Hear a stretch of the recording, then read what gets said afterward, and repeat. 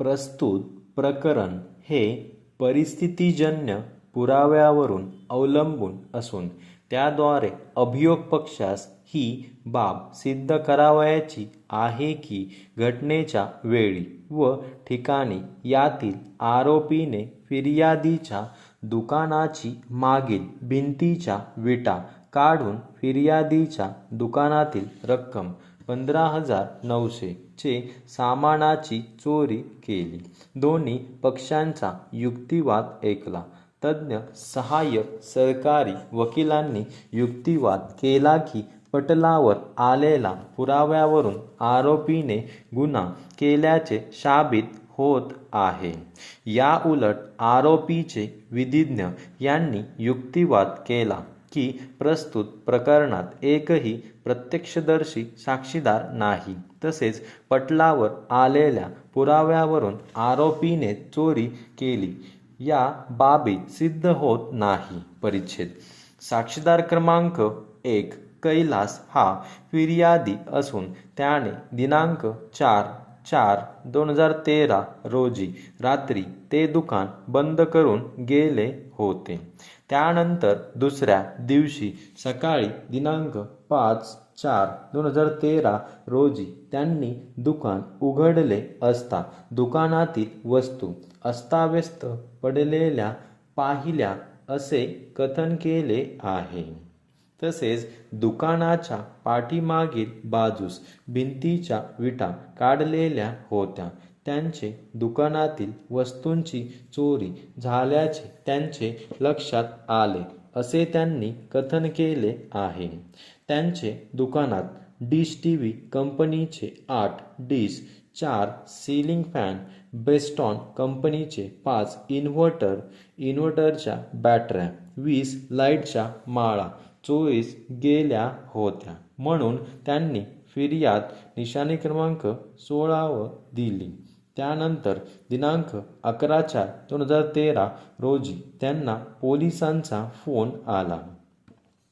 पोलिसांनी त्यांना खोकर येथे माल सापडल्याचे सांगितले.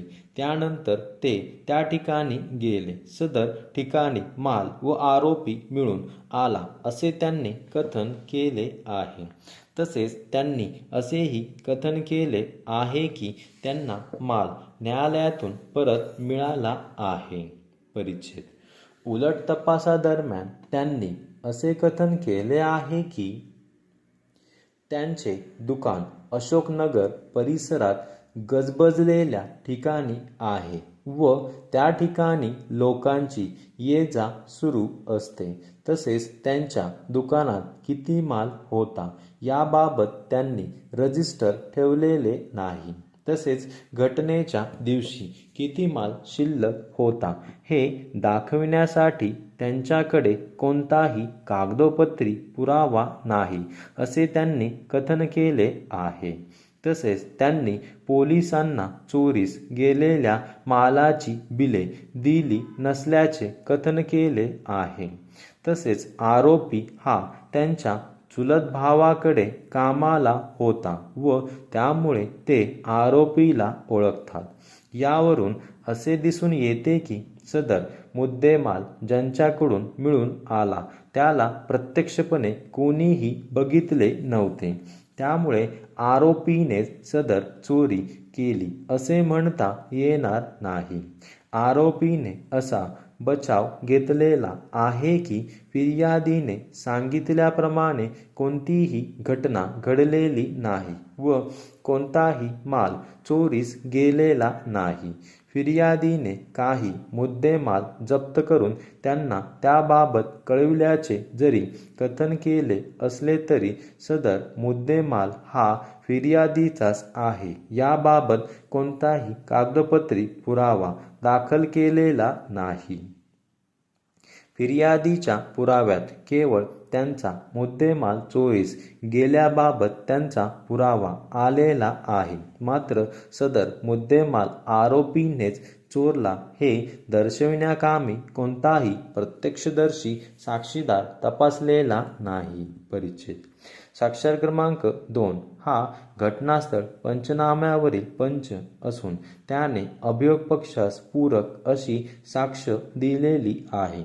तसेच घटनास्थळ पंचनामा निशाणी क्रमांक 18 सिद्ध झालेला आहे. तसेच साक्षर क्रमांक 3 प्रमोद हा निवेदन पंचनाम्यावरील पंच असून त्याने अभियोग पक्षास पूरक अशी साक्ष दिलेली नाही.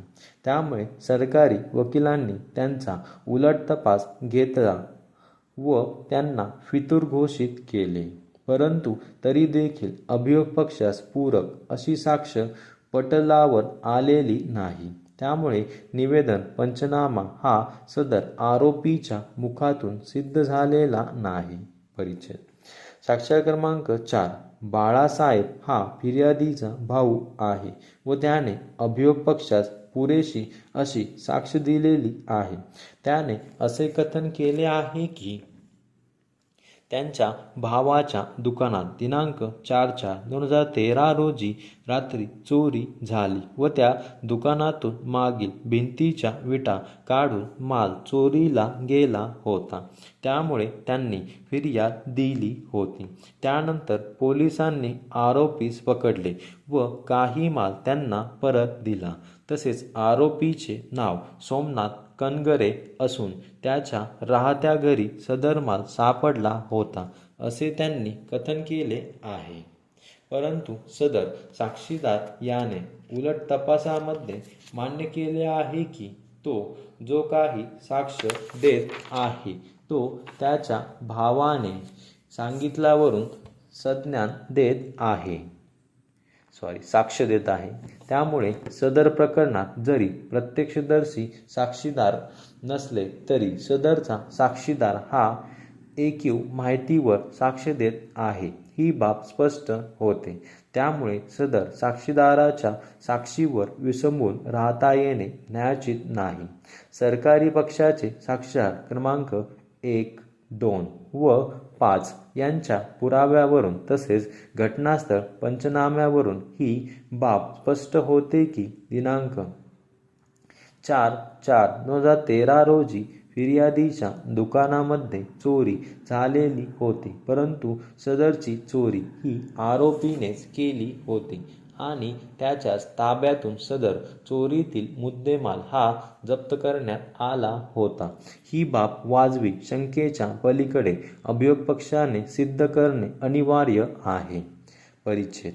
वर चर्चिलेल्या कथनावरून तसेच जप्ती आणि निवेदन पंचनामा निशाणी क्रमांक 33 अवलोकन केले असता सरकारी पक्षाचे साक्षर क्रमांक 5 तपासी अंमलदार तुकाराम कोल्हे यांनी त्यांच्या सरतपासात कथन केलेले आहे की सदर चोरीतील मुद्देमाल हा आरोपीने त्यांच्या घरातून 2 पंचांसमक्ष काढून दिला. परंतु सदर निवेदन पंचनामा हा सरकारी पक्ष हा निवेदन पंचनामा हा पंचाच्या मुखातून सिद्ध करण्यास अपयशी ठरलेला आहे. तसेच सरकारी पक्षाचे साक्षर क्रमांक 1 फिर्यादी याने देखील त्याच्या सरतपासात कथन केले आहे की दिनांक 11/4/2013 रोजी त्याला पोलिसांचा फोन आला व मुद्देमाल हा खोकर या ठिकाणी सापडला असे पोलिसांनी सांगितल्यावर तो त्या ठिकाणी गेला व त्या ठिकाणी त्याला आरोपी मिळून आला असे त्याने कथन केले. परंतु सदरचा मुद्देमाल हा आरोपीने कोठून व कशा प्रकारे काढून दिला याबाबत यत्किंचितही कथन केलेले दिसून येत नाही. जरी सदरचा साक्षीदार हा फिर्यादी असून व निवेदन व जप्ती पंचनाम्याचा जरी साक्षीदार नसेल तरी त्याच्या समक्ष जप्ती करण्यात आलेली होती हे जरी त्याने त्याच्या पुरवणी जबाबात व सरतपासात कथन केलेले आहे. त्यामुळे सदर साक्षीदाराने सदर गुन्ह्यातील मुद्देमाल हा कोठून व कशा प्रकारे काढून दिला याबाबत कथन केले असते तर नक्कीच सरकारी पक्षाला दुजोरा मिळण्याइतपत पुरावा अभिलेखावर आला असता.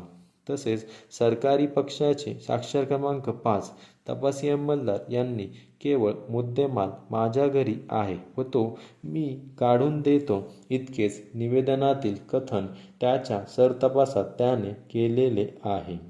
परंतु आरोपीने सदरचा मुद्देमाल हा त्याच्या घरातून लोखंडी पलंगाखाली एक बादराणीचा गोणी काढून त्यातून काढून दिला याबाबत कोणत्याही साक्षीदाराने शपथेवर न्यायालयाने कथन केलेले दिसून येत नाही. त्यामुळे सरकारी पक्षाचे साक्षर क्रमांक 5 यांची साक्ष ही निवेदन पंचनामा निशाणी क्रमांक 33 दुजोरा देत नसल्याचे दिसून येते.